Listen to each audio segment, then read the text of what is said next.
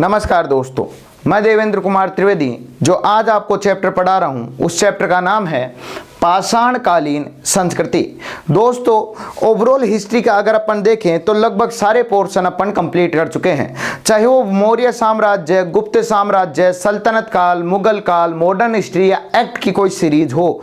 Next अब अगर history में देखा जाए तो लास्ट पोर्शन जो बचता है उसका नाम है सभ्यता व संस्कृति।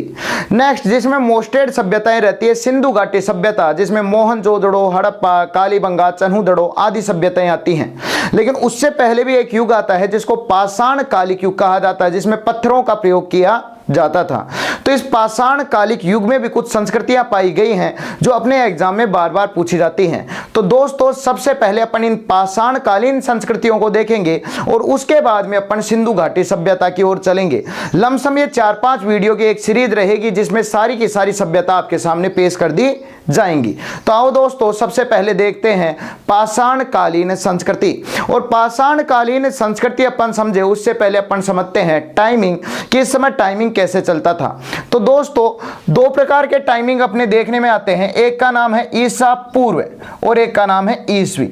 अब बात आती है कि ईसा पूर्व क्या होता है, ईसवी क्या चीज होती है, क्योंकि कई बार स्टूडेंटों के क्वेश्चन आते रहते हैं कि सर ये ईसा पूर्व उल्टा क्यों चलता है, ईसवी सही या सीधी क्यों चलती है।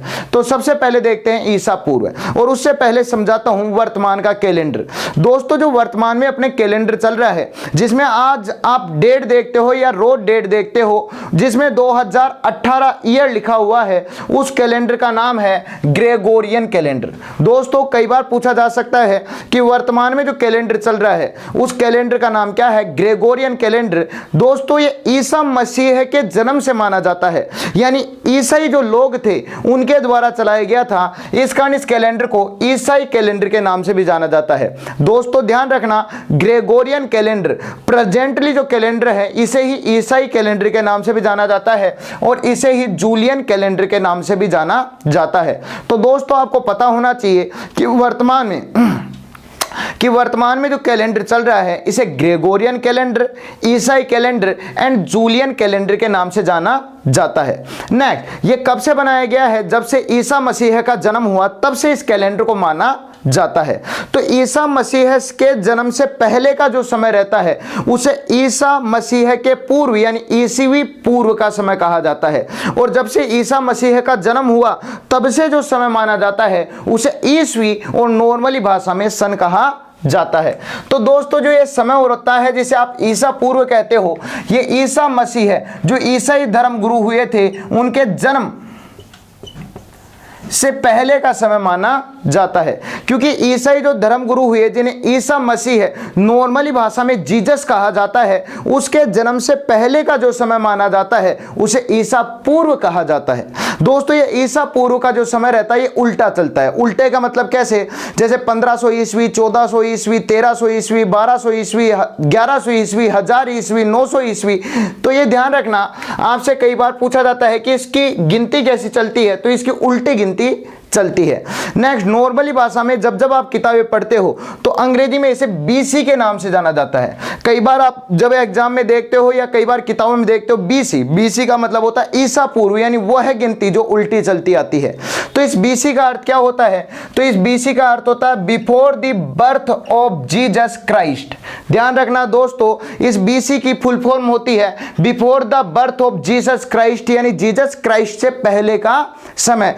जिस समय तक ईसा मसीह हुए थे उससे जो पहले का समय होता है उसे बीसी ईसा पूर्व कहा जाता है। ध्यान रखना दोस्तों, ईसा पूर्व और बीसी का समय हमेशा उल्टा चलता है। जैसे ईसा मसीह का जन्म हुआ फिर जो समय चलता है वो सीधा चलता है। आओ नेक्स्ट, ईसवी, जिसको नॉर्मली भाषा में अपन कहते हैं सन। जो ईसा मसीह थे उनके जन्म से, ईसा मसीह के जन्म से जो समय माना जाता है उसे कहा जाता है ईसवी, नॉर्मली भाषा में सन। और नॉर्मली भाषा में इसे अंग्रेजी में कहा जाता है एडी। ध्यान रखना दोस्तों, ईसा पूर्व के समय को कहते हैं बीसी और ईसवी को कहते हैं एडी। अब एडी का अर्थ क्या होता है, तो इसका अर्थ होता है एनो डोमिनी। एनो डोमिनी यानी जन्म के बाद की बात, एनो डोमिनी।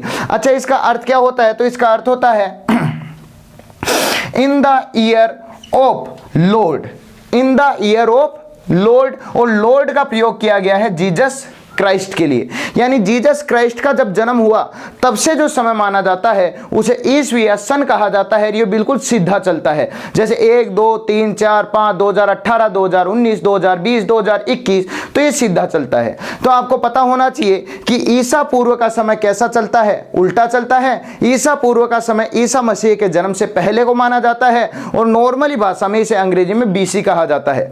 ईस्वी सन ईसा मसीह के जन्म से माना जाता है, ये सीधा चलता है और इसे अंग्रेजी में कहा जाता है एडी यानी एनो डोमिनी। नेक्स्ट आपको यह भी पता होना चाहिए कि वर्तमान में जो कैलेंडर चलता है इसे ग्रेगोरियन कैलेंडर, ईसाई कैलेंडर एंड जूलियन कैलेंडर कहा जाता है। यह नॉर्मली आपको पता होना चाहिए। अब जो चीज मैं आपको बताने जा रहा था उसका नाम है पाषाणकालीन संस्कृति। तो पाषाणकालीन संस्कृति में अपने को 4 संस्कृतियां ऐसी मोस्टेड मिलती हैं जहां से क्वेश्चन बार बार पुटअप होते हैं, जिसमें पहली संस्कृति आती है उसका नाम है बनास यानी आहड़ संस्कृति। अब दोस्तों ये बनास क्या है, तो बनास राजस्थान में बहने वाली एक नदी का नाम है और वहीं पर एक स्थान पाया जाता है जिसे कहा जाता है आहड़। आहड़ नामक स्थान ये कहां पर पाया जाता है, राजस्थान में। तो राजस्थान में कई बार आपसे पूछ लिया जाता है आहड़ संस्कृति कहां पाई जाती है, राजस्थान में, या बनास संस्कृति कहां पाई जाती है, राजस्थान में। इसका नाम बनास क्यों पड़ा, क्योंकि बनास नदी के पास में पाई गई है। अब बात आती है इस बनास सभ्यता यानी आहड़ संस्कृति की विशेषताएं क्या है। दोस्तों ध्यान रखना, इसे ताम्रवती सभ्यता भी कहा जाता है या ताम्रवती संस्कृति भी कहा जाता है। नॉर्मली भाषाओं में कई बार इसे ताम्रवती भी लिखा मिल जाता है। तो दोस्तों कंफ्यूज मत होना, ताम्रवती व ताम्रवती दोनों एक ही चीज है। इसे ताम्रवती क्यों कहा जाता है, क्योंकि इस समय सबसे ज्यादा तांबे का प्रयोग हुआ करता था और सबसे ज्यादा तांबे के साक्ष्य आहड़ सभ्यता से ही प्राप्त हुए हैं और इसका जो समय माना जाता है वो 2100 ईसा पूर्व से 1500 ईसा पूर्व तक माना जाता है। दोस्तों आपको याद हो मैंने कहा ईसा पूर्व हमेशा उल्टा गिना जाता है, इसे नॉर्मली भाषा में कहा जाता है बीसी। तो देखो उल्टा ही गिना गया है, 2100 ईसा पूर्व से इसका समय कब तक माना गया, 1500 ईसा पूर्व। यानी आहड़ सभ्यता कब तक मानी जाती है, 600 साल तक जीवित सभ्यता मानी जाती है। दोस्तों ये क्वेश्चन आए नहीं आए, लेकिन ये क्वेश्चन वेरी मोस्टेड रहता है आपके एग्जाम में कि सबसे ज्यादा तांबे के साक्ष्य यानी ताम्र साक्ष्य किस सभ्यता से मिले हैं, आहड़ संस्कृति से मिले हैं। नेक्स्ट यहां पर पत्थर के घर भी मिले हैं जहां पर मानवों का निवास भी प्राप्त हुआ है। नेक्स्ट आपसे पूछा जाएगा पक्के पत्थरों के घर कहां पर मिले हैं, तो आहड़ संस्कृति में यानी बनास संस्कृति में पक्के पत्थरों के घर मिले हैं जहां पर लोगों के रहने के साक्ष्य भी मिले हैं कि उनमें लोग ही रहा करते थे। नेक्स्ट ये क्वेश्चन लगभग दोस्तों हर बार प्राप्त हो जाता है कि पक्की ईंटों के साक्ष्य कहां पर प्राप्त होते हैं, तो पक्की ईंटों के साक्ष्य की उस समय भी पक्की ईंटें चलती थी, ये बनास संस्कृति से ही प्राप्त होता है। एंड चौथा वेरी मोस्टेड, यहां पर आपको यह तो पता चल चुका है दोस्तों इसका नाम ताम्र संस्कृति है, ताम्रवती या ताम्रवती संस्कृति है। क्यों, क्यों यहां पर तांबे का सर्वाधिक प्रयोग हुआ है। तो आपसे पूछा जाएगा कौन सी मोस्टेड वस्तुएं हैं जो तांबे से बनी हुई यहां पर मिली हैं, उनका नाम है कुल्हाड़ी व चूड़ियां। तो आपसे पूछा जाएगा तांबे से बनी हुई कुल्हाड़ी और तांबे से बनी चूड़ियां किस संस्कृति से प्राप्त हुई हैं, उस संस्कृति का नाम है बनास संस्कृति यानी आहड़ संस्कृति। तो दोस्तों आपको पता होना चाहिए कि आहड़ संस्कृति से मोस्टेड कौन कौन से क्वेश्चन पुटअप किए जा सकते हैं। पहला क्वेश्चन, बनास संस्कृति यानी आहड़ संस्कृति कहां प्राप्त की गई है, राजस्थान से। नेक्स्ट, बनास संस्कृति को और किस नाम से जाना जाता है, तो इसे ताम्रवती संस्कृति या ताम्र संस्कृति के नाम से जाना जाता है। नेक्स्ट, सर्वाधिक तांबे का प्रयोग या सर्वाधिक तांबे के साक्ष्य किस संस्कृति से प्राप्त हुए हैं, बनास संस्कृति से प्राप्त हुए हैं। नेक्स्ट, पक्के पत्थरों के घर और उनमें मानव निवास भी कहां से प्राप्त हुआ है, बनास संस्कृति से प्राप्त हुआ है। वेरी मोस्टेड, पक्की ईंटों के साक्ष्य भी कहां से प्राप्त हुए हैं, ताम्रवती संस्कृति यानी बनास संस्कृति से ही प्राप्त हुए हैं। एंड तांबे से बनी हुई कुल्हाड़ी व तांबे से बनी हुई चूड़ियां भी कहां से प्राप्त हुई है, बनास संस्कृति से प्राप्त हुई हैं। दोस्तों ये कुछ मोस्टेड 4-5 क्वेश्चन हैं जो आपको पता होने चाहिए। अगर मोस्टेड रूप से देखा जाए तो आपके पाषाणकालीन संस्कृतियों में अगर पूछी जा सकती है तो केवल और केवल आपसे बनास और आहड़ संस्कृति ही पूछी जा सकती है। फिर भी दोस्तों मैं आपको बता देता हूं उस समय की जितनी भी संस्कृति थी, अगर और कोई संस्कृति याद हो या ना हो, आपको बनास संस्कृति कंपलसरी याद होनी चाहिए। दूसरी संस्कृति का नाम है मालवा संस्कृति। दोस्तों आज मालवा प्रदेश मध्य प्रदेश में पाया जाता है और यह संस्कृति भी मध्य प्रदेश से ही प्राप्त की गई है। तो आपसे प्रश्न किया जाता है मालवा संस्कृति कहां से प्राप्त की गई है? मध्य प्रदेश से। नेक्स्ट, इसकी क्या विशेषता रही है? यहां पर सबसे उत्कृष्ट मृद भांड मिले हैं। अब दोस्तों बात आती है मृद भांड का अर्थ क्या होता है? तो मृद का अर्थ होता मृदा, मृदा का अर्थ होता मिट्टी, और भांड का अर्थ होता बर्तन। मिट्टी के बनाए हुए बर्तन सबसे शानदार जहां से मिले हैं उस जगह का नाम है मालवा संस्कृति।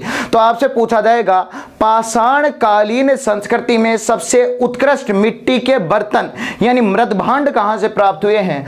मालवा संस्कृति से प्राप्त हुए हैं। नेक्स्ट, तीसरी संस्कृति पर चलते हैं जिसका नाम है कायथा संस्कृति। दोस्तों ये कायथा नामक स्थान भी आज मध्य प्रदेश में पाया जाता है और ये कायथा संस्कृति भी मध्य प्रदेश से ही प्राप्त की गई है। तो इस कायथा संस्कृति की क्या विशेषता रही है? यहां से स्टेटाइट एंड कार्नेलियन पदार्थ प्राप्त हुए हैं। अब दोस्तों ये क्या होते हैं? ये बहुमूल्य पत्थर होते हैं। तो ये बहुमूल्य पत्थर होते हैं। एक तरीके से जिस तरीके से हीरा नामक कोई पत्थर होता है, पन्ना नामक कोई पत्थर होता है, उसी प्रकार से स्टेटाइट एंड कार्नेलियन नामक भी पत्थर प्राप्त होते हैं। तो आपसे पूछा जाएगा स्टेटाइट एंड कार्नेलियन बहुमूल्य पत्थर कहां से प्राप्त हुए हैं? तो दोस्तों आपको पता होना चाहिए कायथा नामक संस्कृति से प्राप्त हुए हैं। ये कायथा संस्कृति कहां प्राप्त की गई है? मध्य प्रदेश में प्राप्त की गई है। नेक्स्ट, चौथी संस्कृति पर चलते हैं जिसका अब देखते हैं जोरवे संस्कृति। पहला क्वेश्चन, जोरवे संस्कृति कहां प्राप्त की गई है? तो दोस्तों यह भी मध्य प्रदेश में ही प्राप्त की गई है। नेक्स्ट, यहां पर किस वस्तु का सर्वाधिक प्रयोग किया गया है? तो कांसा नामक वस्तु का सर्वाधिक प्रयोग किया गया है। दोस्तों वेरी मोस्टेड होता है। अगर मैं आपको पूरा बोर्ड दिखाकर भी पूछूं कि हाँ भाई कौन सी वस्तु कहां पर, तो भी ध्यान रखना दोस्तों तांबा नामक वस्तु सर्वाधिक आपकी बनास सभ्यता में और कांसा नामक वस्तु आपकी सर्वाधिक जोरवे संस्कृति में प्राप्त हुए हैं। ध्यान रखना दोस्तों जब एग्जाम में बैठते हैं पता ही नहीं चलता क्या तांबा है क्या कांसा है। यह अब आपके माइंड पर डिपेंड करता है कि आपको पता रहे क्या चीज क्या है। तो तांबा सर्वाधिक प्राप्त हुआ बनास संस्कृति में और कांसा सर्वाधिक प्राप्त हुआ है आपकी जोरवे संस्कृति में। अच्छा नेक्स्ट, यहां कांसे से बनी हुई कौन कौन सी वस्तुएं प्राप्त हुई है? गेंडा, हाथी, भैंसा और रथ चलाता हुआ मनुष्य। ध्यान रखना दोस्तों आपसे पूछा जा सकता है जोरवे संस्कृति में निम्न में से कौन सी चीज प्राप्त की गई है और कौन सी नहीं। जैसे आपको यहां पर पूछा गया था बनास संस्कृति में कि तांबे से बनी हुई क्या क्या चीज मिली है? एक तो चूड़ी और एक कुल्हाड़ी। इसी तरह यहां पर कांसे से बनी क्या क्या मिली है? गेंडा, हाथी, भैंसा और रथ चलाता हुआ मनुष्य प्राप्त हुआ है। नेक्स्ट, इस संस्कृति पर सर्वाधिक किसका प्रभाव पड़ता दिखाई देता है? हड़प्पा संस्कृति का सर्वाधिक इस पर प्रभाव दिखाई देता है। अब यह हड़प्पा संस्कृति क्या है यह मैं आपको सिंधु घाटी संस्कृति में ही समझा पाऊंगा, लेकिन फिर भी आपसे पूछा जा सकता है कि हड़प्पा संस्कृति का सर्वाधिक प्रभाव किस संस्कृति पर प्राप्त होता है? जोरवे संस्कृति पर प्राप्त होता है। नेक्स्ट, जो दोस्तों अपन पाषाणकालीन संस्कृति पढ़ रहे हैं, पाषाणकालीन युग पढ़ रहे हैं। पाषाण का अर्थ होता है दोस्तों पत्थर। ये जितना भी युग था ये लगभग 1200 ईस्वी तक आते आते समाप्त हो गया था। क्योंकि अगर आपको थोड़ा भी अगर नॉलेज हुआ या थोड़ा भी आपको याद हुआ तो याद कर लो, मैंने यहां पर लास्ट 1500 ईस्वी पूर्व बताया था कि 1500 ईसा पूर्व तक लमसम बनास संस्कृति समाप्त हो चुकी थी और 1200 ईसा पूर्व तक लमसम पाषाणकालीन युग समाप्त हो चुका था, यहां के लोग मर चुके थे। लेकिन आपसे पूछा जाएगा कि एकमात्र ऐसी पाषाणकालीन संस्कृति जो युग समाप्त होने के बाद में भी चलती रही उसका नाम था जोरवे संस्कृति। यह कब तक चलती रही? 700 ईसा पूर्व तक चलती रही। तो दोस्तों 1200 ईसा पूर्व तक ताम्र पाषाणकालीन संस्कृति समाप्त हो चुकी थी, लेकिन 700 ईसा पूर्व तक जोरवे संस्कृति चलती रही। तो आपसे पूछा जाएगा कौन सी ऐसी पाषाणकालीन संस्कृति थी जो पाषाणकालीन युग के समाप्त होने के बाद में भी चलती रही? उसका नाम था जोरवे संस्कृति। अब बात आती है यह पाषाणकालीन युग और यहां की संस्कृति, यहां के लोग कैसे मर गए, तो उसका केवल एक कारण अपने को इतिहास में प्राप्त होता है, उसका नाम है वर्षा का ना होना, सूखा पड़ जाना। इस समय वर्षा का होना समाप्त हो गया था, सूखा पड़ गया था, फसलें हो नहीं पा रही थी, धीरे धीरे व्यक्ति मरते जा रहे थे और मरते मरते संस्कृति ही समाप्त हो गई। तो कई बार आपसे पूछा जा सकता है पाषाणकालीन संस्कृति के समाप्त होने का कारण प्राप्त होता है वर्षा की कमी, अकाल का पड़ जाना यानी सूखा पड़ जाना। तो दोस्तों ये होती है अपनी पाषाणकालीन संस्कृतियां। नेक्स्ट वीडियो में अपन सिंधु घाटी संस्कृति की ओर चलेंगे, लेकिन फिर भी दोस्तों आपको पता होना चाहिए ईसा पूर्व क्या होता है, कैसे ये उल्टा चलता है, इसे क्या कहा जाता है, बीसी की फुल फॉर्म क्या होती है। नेक्स्ट ईसवी और सन क्या होती है, ईसा मसीह के जन्म से चलती है, सीधी चलती है, और इसे अंग्रेजी में एडी यानी एनो डोमिनी कहा जाता है, जिसका फुल फॉर्म क्या होता है। नेक्स्ट आपको पता होना चाहिए पाषाणकालीन 4 प्रमुख संस्कृतियां, जिनका नाम है बनास संस्कृति, मालवा संस्कृति, कायथा संस्कृति और जोरवे संस्कृति। इनमें क्या क्या विशेषता है, कहां तांबे का प्रयोग कहां हुआ है, कहां कांसे का प्रयोग हुआ है, तांबे से बनी क्या क्या वस्तुएं मिली हैं, कांसे से बनी क्या क्या वस्तुएं मिली हैं, मृत भांड कहां मिले हैं, बहुमूल्य पत्थर कहां मिले हैं, कौन सी संस्कृति किस राज्य में मिली है, ये ओवरऑल आपको पता होना चाहिए। नेक्स्ट जो अपन वीडियो लेकर आएंगे वो रहेगा सिंधु घाटी सभ्यता। दोस्तों पाषाणकालीन संस्कृति इतनी तो याद होनी चाहिए, लमसम इतनी भी याद हुई तो आपका पूर्ण कार्य संस्कृति का हो चुका होगा। एक और दोस्तों अब मैथ, साइंस एंड जीके के वीडियो आते जा रहे हैं, तो आप इनको ज़्यादा से ज़्यादा शेयर करो, जिससे उन स्टूडेंट तक भी ये वीडियो जा सके जिनको इनकी आवश्यकता है। एक और दोस्तों अगर कोई आवश्यकता है तो आप कमेंट कर सकते हैं। हाँ, सब्सक्राइब जरूर कंपलसरी कर लेना, बेल आइकन पर क्लिक कर देना, जिससे हमारा जो भी वीडियो आता है 2-4 दिनों में आपके पास सबसे पहले पहुंचे, आप सबसे पहले स्टडी कर सके। थैंक यू एंड धन्यवाद।